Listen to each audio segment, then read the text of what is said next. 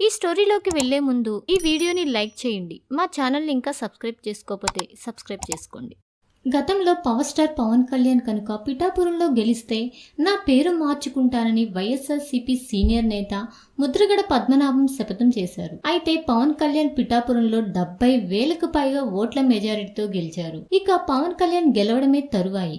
ఎప్పుడు పేరు మార్చుకుంటున్నావు అంటూ జన సైనికులు, పవన్ కళ్యాణ్ అభిమానులు కాపు నేత ముద్రగడ మీద ట్రోల్స్ చేయడం స్టార్ట్ చేశారు. ఆ ట్రోల్స్ కి సమాధానం ఇస్తూ ఇక నుండి నా పేరును పద్మనాభరెడ్డిగా మార్చుకుంటానని జూన్ 5వ తారీఖున విలేకరుల సమక్షంలో ముద్రగడ ప్రకటించారు. పేరు మార్పు కోసం గవర్నమెంట్ కు అర్జీ కూడా పెట్టుకున్నారు. తాజాగా ముద్రగడ పద్మనాభం నుండి ముద్రగడ పద్మనాభరెడ్డిగా పేరు మారుస్తూ ఏపీ ప్రభుత్వం నుండి అధికారికంగా గజెట్ నోటిఫికేషన్ జారీ అయ్యింది. నా పేరును మార్చుకోమని నన్ను ఎవరూ బలవంతం పెట్టలేదు.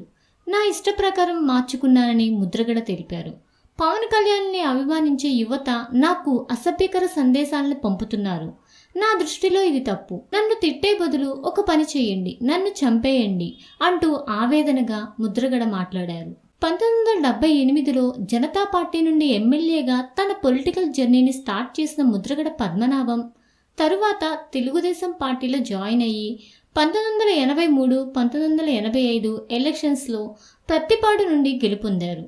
1994 ఎన్నికల ఓటమి తర్వాత ప్రత్యక్ష రాజకీయాల్లో కనిపించని ముద్రగడ కాపు నేతగా కొనసాగుతూ వచ్చారు. తిరిగి ఈ సంవత్సరం మార్చి 15, 2024లో తాడేపల్లి క్యాంప్ ఆఫీస్లో మాజీ ముఖ్యమంత్రి వైఎస్ జగన్ సమక్షంలో వైఎస్ఆర్సీపీ పార్టీలో చేరారు.